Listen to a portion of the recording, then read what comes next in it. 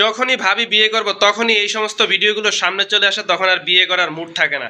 তো আগে ভিডিওটি দেখেন, পরবর্তীতে এই ভিডিওটি নিয়ে বিস্তারিত কথা বলা হবে এবং ভিডিওটি দেখে আপনাদের মূল্যবান মতামতটি কমেন্ট বক্সে কমেন্ট করে জানাবেন।